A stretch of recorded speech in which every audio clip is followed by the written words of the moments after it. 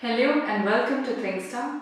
Friends, the global pandemic has forced everything to be shut down, but we at Thingstar are concerned, and in view of this, we've decided to come up with a lot of online content to support your learning during the shutdown.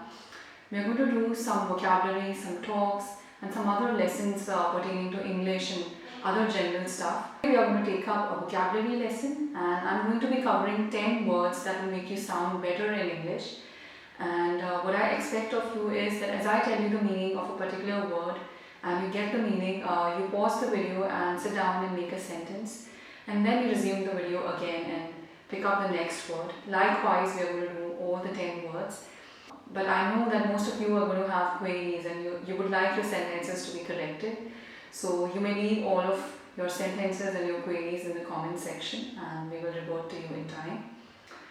Now we'll be taking up the words. The first word is clamor. Clamor is a noun as well as a verb. It means loud noise. It means, a lot of noise, like a lot of people are shouting and a lot of chaos is there. So how to use it in a sentence? When we talk of clamor as a noun, we can say something like, what is this clamor about?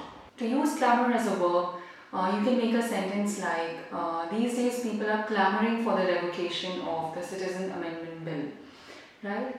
Now to talk about the second word. The second word is nefarious. Nefarious is an adjective, and nefarious means something which is wicked and sinful and something which is criminal, which is really wrong, something which is appalling.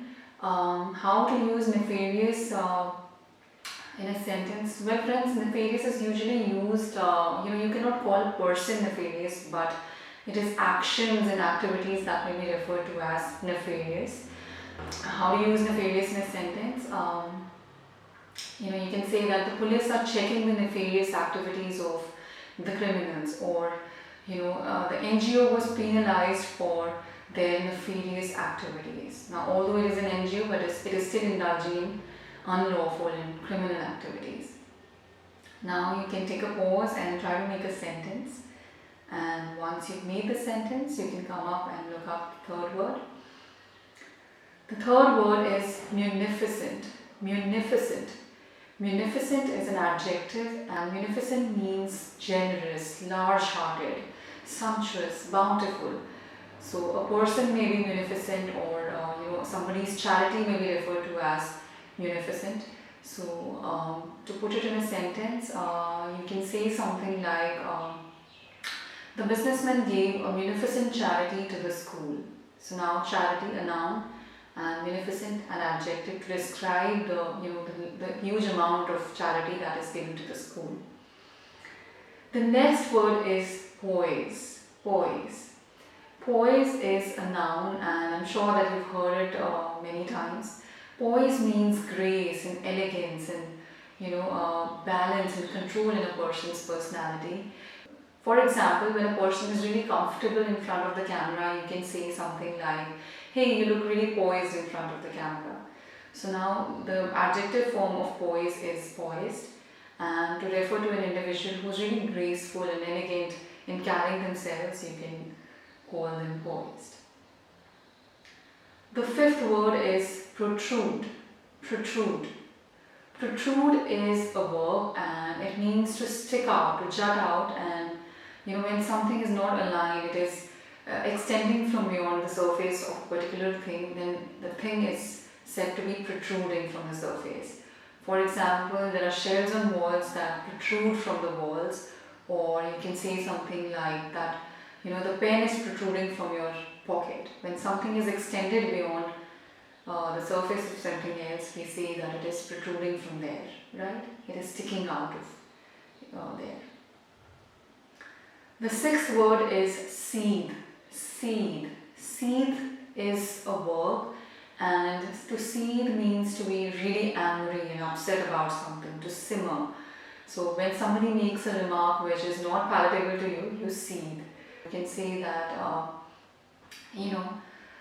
she mocked at me and I seethed. It means that, somebody made fun of you and you were not able to digest the fact, so you were enraged and you were really upset about it. The next word is shady. Shady. Shady is an adjective which means, which is used to refer to a thing which is, of doubtful honesty, which is when you suspect something to be, disreputable, then you say that the thing is shady. Like, you go to a restaurant which is unheard of, or you suspect that some illegal or some wrong activities are happening inside. So you refer to that place as shady, and you can even call a person shady when you suspect them of indulging in things which are, appalling, things which are not correct. So you can say that, to put it in a sentence, you can say that that area is shady, you should refrain from going there, right?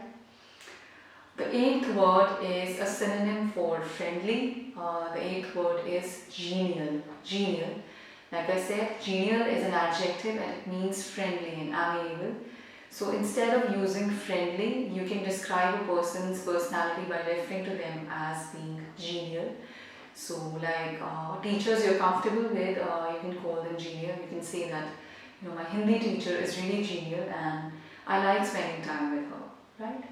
The ninth word is compliant. Compliant is an adjective and it means obeying rules and meeting standards and doing something as it is supposed to be done.